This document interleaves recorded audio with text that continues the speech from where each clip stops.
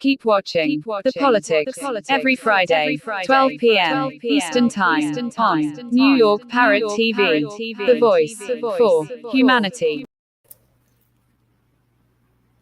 Good afternoon. I am Robert Press, your host. I am the official reporter for the Bronx Chronicle, the political reporter. I write for the Parkchester Times and Co-op City News also.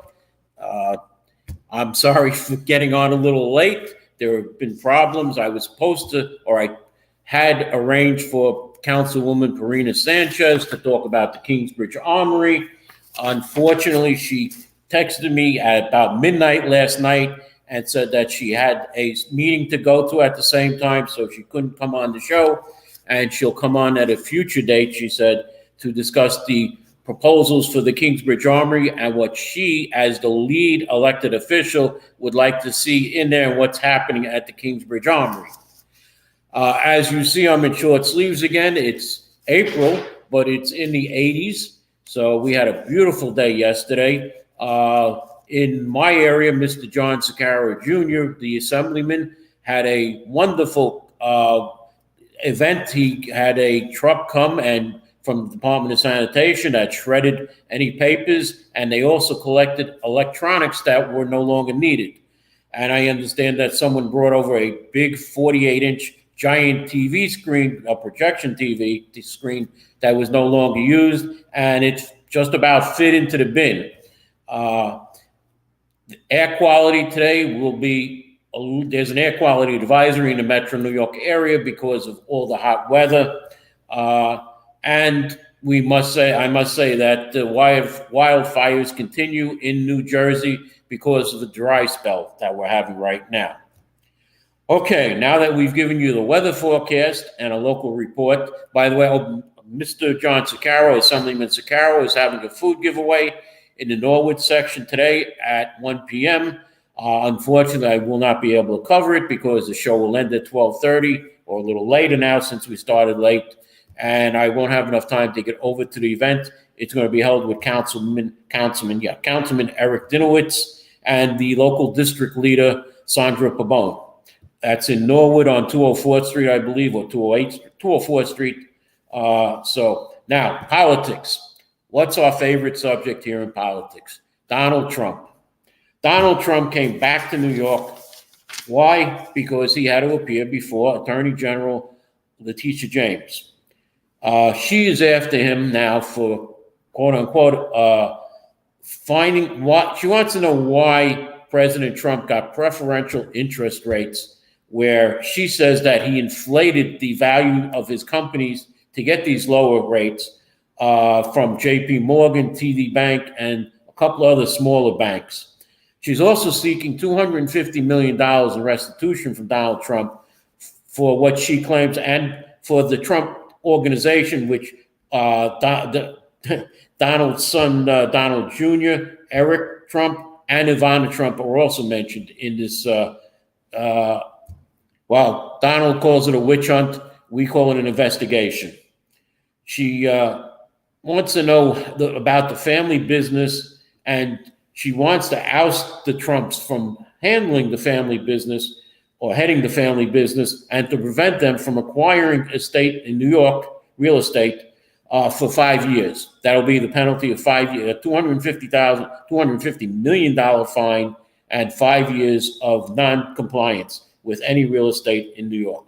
Now, Trump spent Wednesday night at his Manhattan residence, Trump Tower, and arrived at the AG's office at about 10 a.m., a little before 10 a.m., and it's a civil case that was filed in September. Back in September, Donald Trump, when he questioned, I plead the Fifth Amendment, I plead the Fifth Amendment, I plead the Fifth Amendment. However, he sat there for 7 hours, and it is said that he answered Attorney General James' questions rather than taking, I plead the Fifth, I plead the Fifth. So if Attorney General James is successful, this could be a fraud charge against Donald Trump, and if he overinflated his company's value, did he report that value to the IRS? So now we could see Donald Al Capone Trump maybe being charged with income tax evasion. So this is only the beginning of the problems for Donald Trump, besides District Attorney Bragg, who is also trying to go on him. And while I'm on the subject of District Attorney Alvin Bragg, it appears that he is using a defense against Congress. It seems Republican Congressman Jim Jones is trying to bring Alvin Bragg before a congressional committee to find out why he's going after former President Donald Trump. But DA Bragg is using a tactic that former Attorney General Eric Schneiderman used to avoid being brought in before a congressional hearing, and we'll see if that works. Next item, our George Santos watch. He is still in office, and he's still running for re-election. That is the latest update on Congressman George Santos.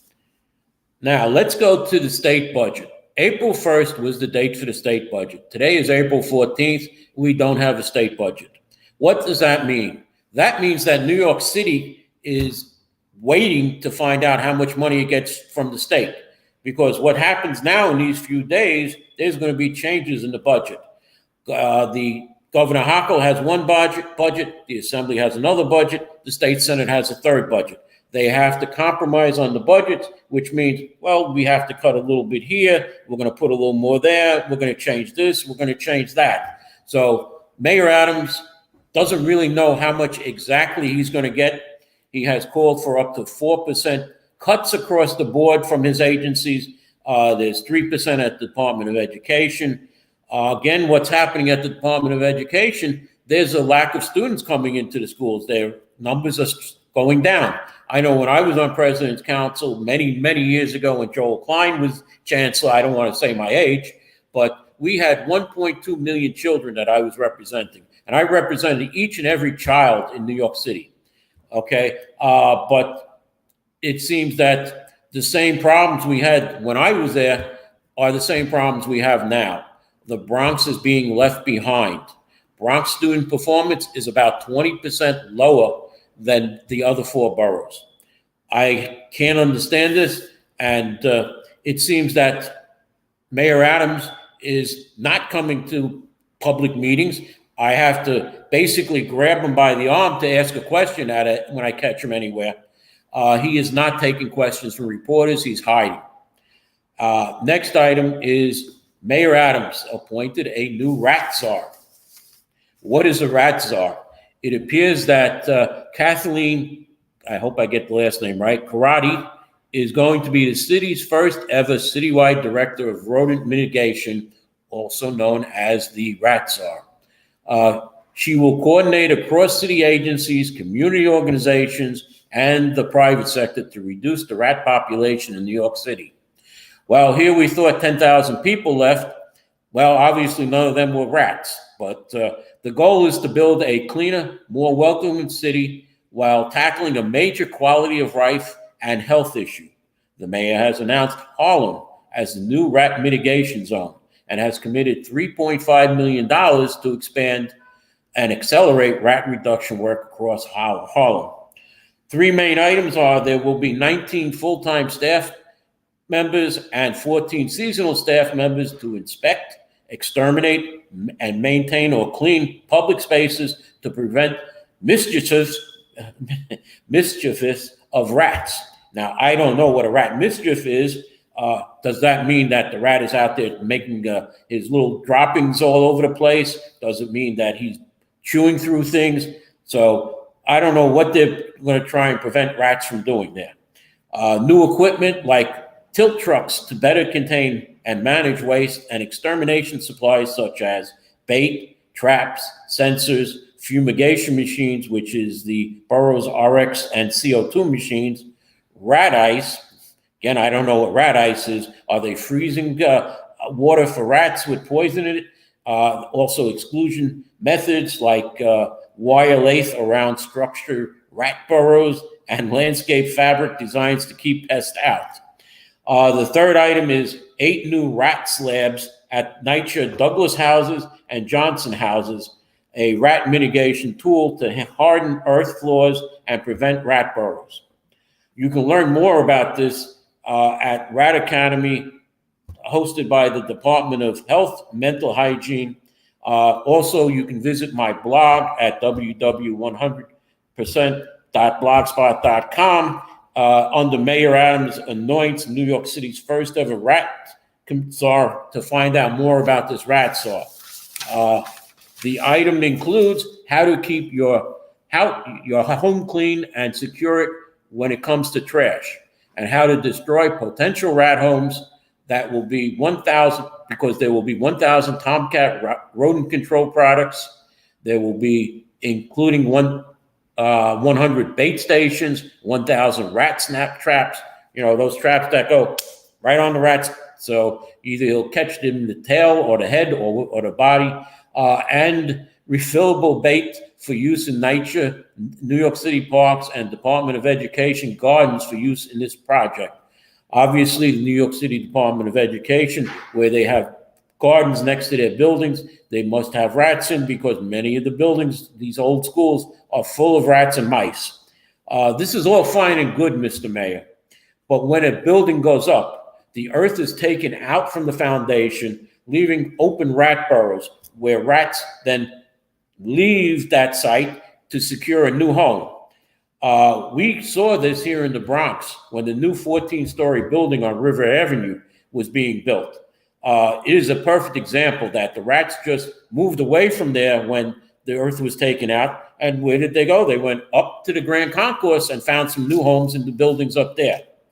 So rats will come out when new buildings are built, and when you open roadways. For instance, many years ago, Ocean Parkway was redone, and this is why the city no longer rebuilds streets. They just mill streets and repave them.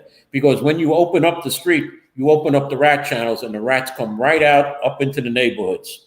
So say hello to the residents, and they will say hello to the residents of the city, and they will move on to a new home to find a new source of food.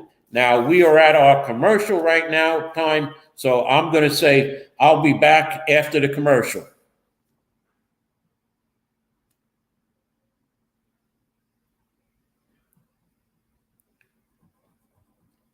Mr. Producer. Do you know that there is a publishing company that wants to make life easier for you as a writer? This publishing company is called World Inkers Printing and Publishing. We publish in all different languages, and we're looking for writers of all genres, all formats. We're looking for scholars, ghostwriters, playwrights, poets, short fiction, novelists, you name it. We're looking for anybody who is interested in writing and the craft of writing to be in touch with us. You can reach us at info.worldinkers@gmail.com. With World Inkers Printing and Publishing, you do not require a lot of money to publish with us. Contact us today at info.worldinkers@gmail.com. Become a winner with other authors at World Inkers Printing and Publishing. Give us a shot. We will surely finish you.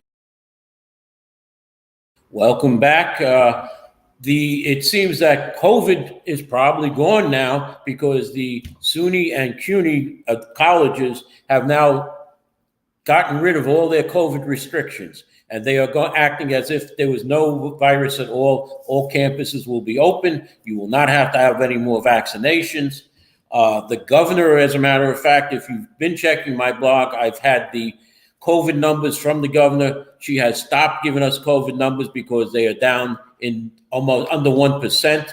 Citywide. So I'm no longer reporting the COVID numbers. We're getting a weekly report at the end of the week on my blog about the COVID, but the governor is no longer giving daily COVID numbers. And it's probably by the end of the month, the mayor will declare that the COVID emergency is over here in the city. Before I go into the Bronx petition report, and I received a detailed 541-page report today from the Board of Elections, and I want to thank the Board of Elections for their help in that, which included all 5 boroughs, even though I only wanted the Bronx. I must say something about Community Board 11. There are certain issues that are going on. I have applied for Community Board 11 again. I was interviewed. Hopefully my interview went well. It seems that Community Board 11 needs a person or more people like me with the experience and knowledge. And I've been getting calls about certain things. Now, it seems that the vice chair of Community Board 11, Mr. Al D'Angelo, put an article, his local community article in the Bronx Times, and certain people are incited by it. They claim that it's racist. Now, if we look back in time, we see that if people know All in the Family, that show would never get on the air right now. And I'm not going to say things that Archie Bunker, Carol O'Connor, the actor, said on that show, because he went after every ethnic people. He went, all different ethnicities. Blazing Saddles is a wonderful movie, but that couldn't be made right now because of certain words in that movie. Did Mr. Al D'Angelo go over the edge a little bit in this article? He is just providing history. I know Mr. D'Angelo. I don't think he's a racist. I know he's not a racist. He's just giving a point of view. The next item about Community Board 11 was that I was put on the Housing Committee, and I believe I said this before, on March 20th, and taken off 3 days later by the chair, Bernadette Ferrara, who said, I thought we had a deal that I put you on the Housing Committee and you take off that article from the Bronx Times about one of my competitors, because Ms. Bernadette Ferrara, the chair of Community Board 11, is also running for Council District 13. So she asked me to she thought we had a deal that I would take off this competing article it's an article from the Bronx Times. It doesn't solicit any money. And I wouldn't, and she also said to me she wanted certain comments taken off. I took a couple of the comments off because after looking at them, I felt that, yes, maybe the chair of Community Board 11 is right. It was attacking the ethics manual that Community Board 11 had.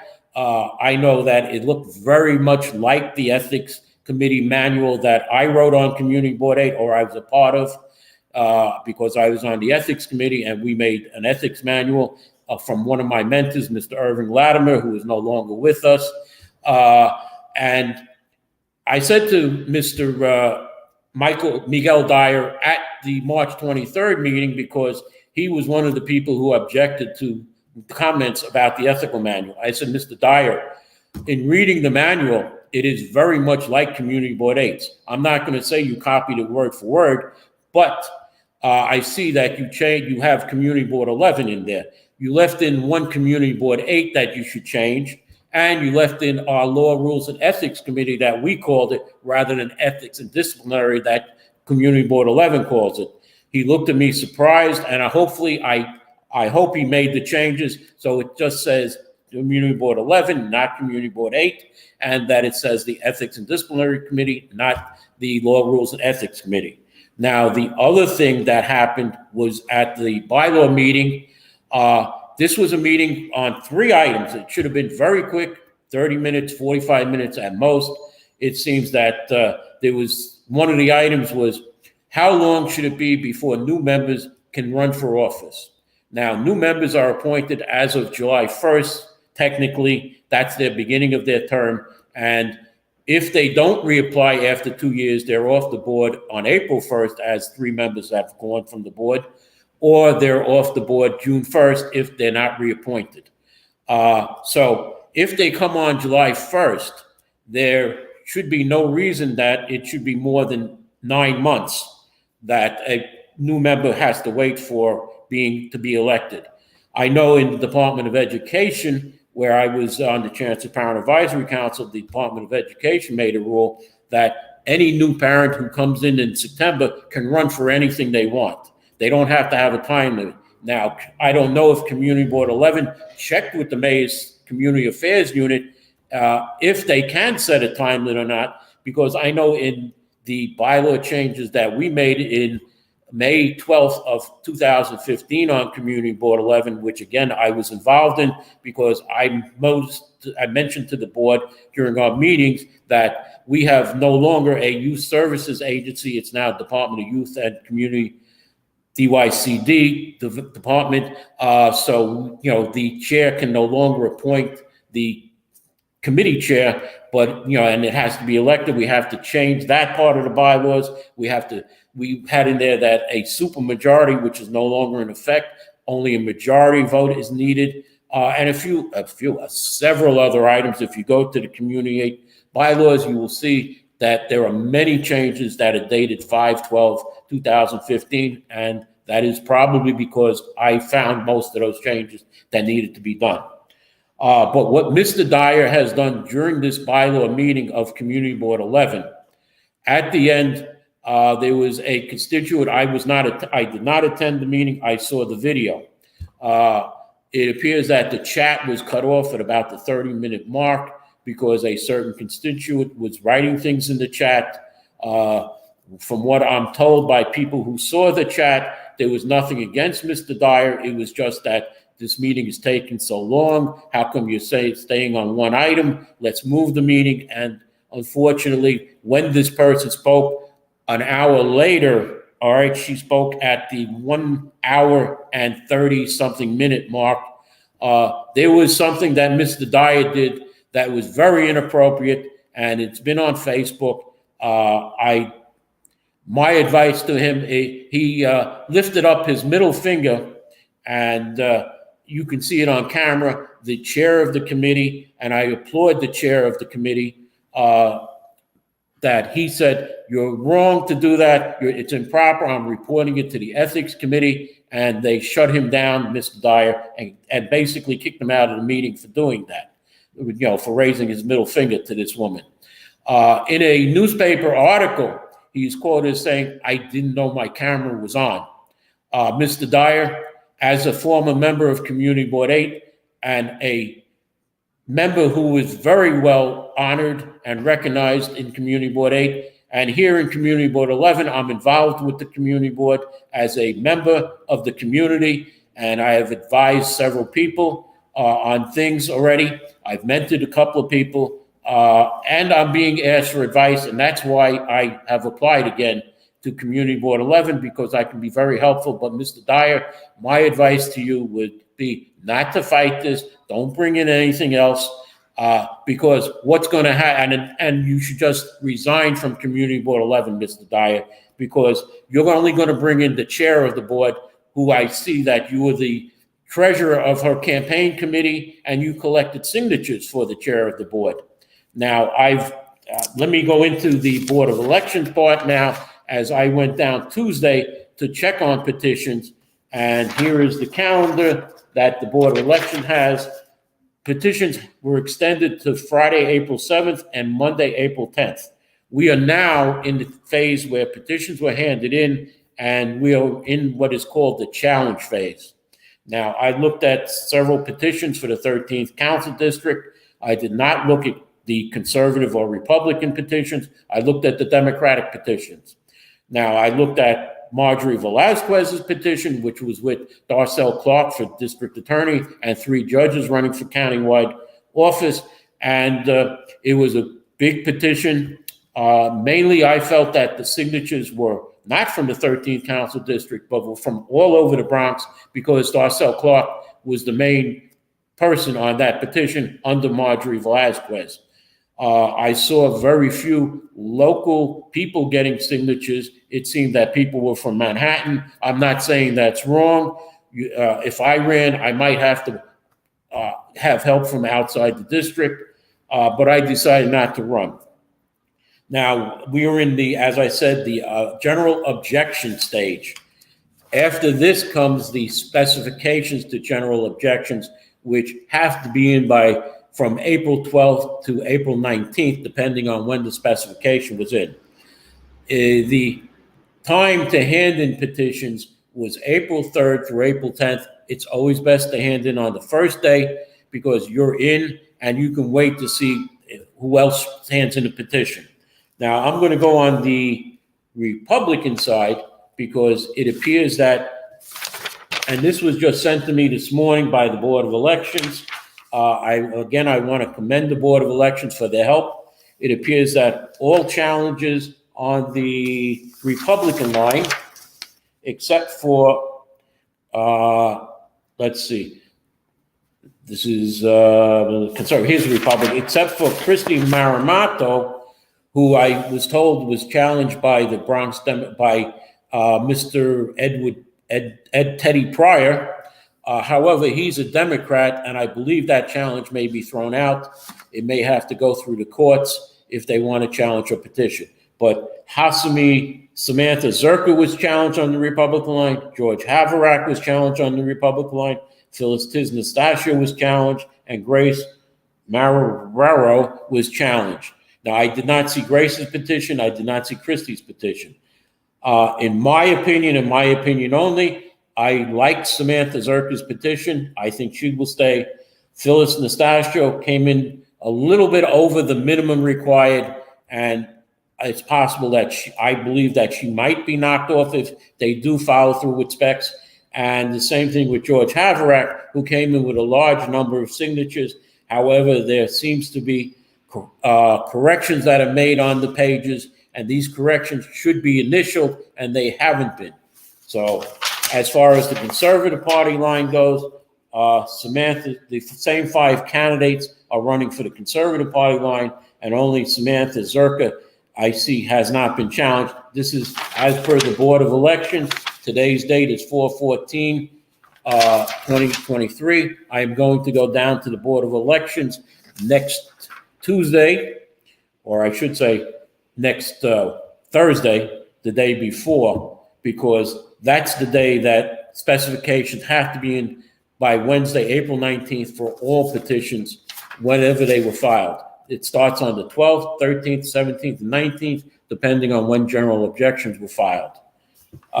Here is the report on the Democratic Party from the Board of Elections. Darcel Clark handed in about 15 different petitions from the different council members also, as well as her own, and there were objections filed against Darcel Clark. In the 8th Council District, which is Diana Ayala, which is part of the Bronx and part of Manhattan, her petition was not challenged, but her challenger on the Democratic line, Antoinette Glover, has been challenged. The 11th Council District, only Eric Dinowitz submitted petitions, and there is no challenge to his petition. The 12th Council District, according to this record of the Board of Elections, and what I have is 411, and I checked today all 451 pages, and it seems that this is correct, that there is no challenge right now to Kevin Riley. Candidate Pamela Hamilton Johnson was declared off by the Board of Elections for not responding to a non-compliance notice. Candidate Aisha Hernandez Ahmed has no challenge to her petition that was filed on 4/4. And former councilman in the 12th Council District, Andy King, seems to be seeking his old seat. And I've had Andy on the show as to why. His petition has been challenged. In the 13th Council District, there is no challenge to Councilwoman Marjorie Velazquez's petition. She filed on the first day. Candidate John Perez, who filed on the 6th, has a challenge. I looked at Mr. Perez's petition. I think it was one of the most professional petitions, and I think he will stay on the ballot. Even though he didn't come in with 2,000 signatures, he came in with about 800 or 900 signatures. And I believe that he will get no lower than 600, 450 are needed to run for the seat. Bernadette Ferrara handed in several petitions, and she put only one signature on a page. Her petition is being challenged. There is a report here by the Board of Elections, and I saw it, that there is a page numbering defect on the petition. It appears that one of the pages has not been numbered.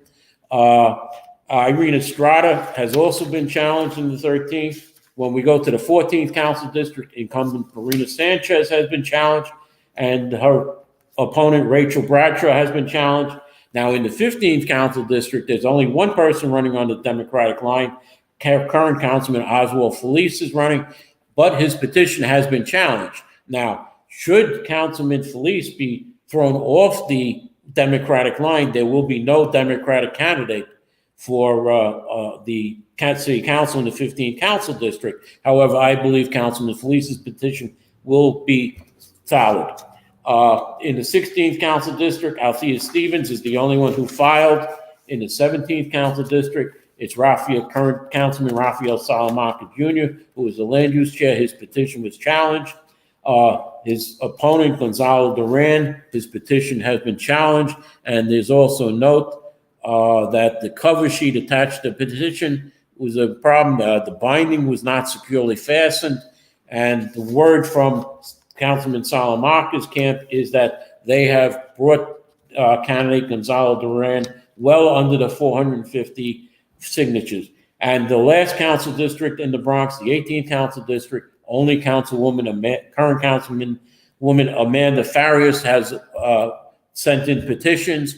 And I see we're at the end of our show, so I am going to say thank you for watching. Unfortunately, I was unable to put this link up on Facebook, and I want to say thank you I will put the link up hopefully after this show so you can see it on YouTube. And thank you for watching the show. Do you wish your business makes it to the top list of the most searched for business in the US and around the world? Or are you searching for halal compliant services and products online? Then Halal Finder is your online resource directory pointing you to the right places and products. Let's help you explore halal products and services of your choice as we manage many halal businesses across the world. Promote your business with halalfinder.com, the only plug you need to grow. Our services include business listing, digital marketing, branding strategy, SEO campaigns, crowdfunding, and humanitarian support. On our Compassion Corner, we offer crowdfunding of halal ventures and humanitarian services. In this section, you can make or receive donations, start donation campaign, and check existing donation campaigns. And by paying zakat and sadaqah to our Compassion platform on halalfinder.com, you have supported the poor, widows or widowers, orphans, and the likes around the world. Contact us at info@halalfinder.com or call +1 718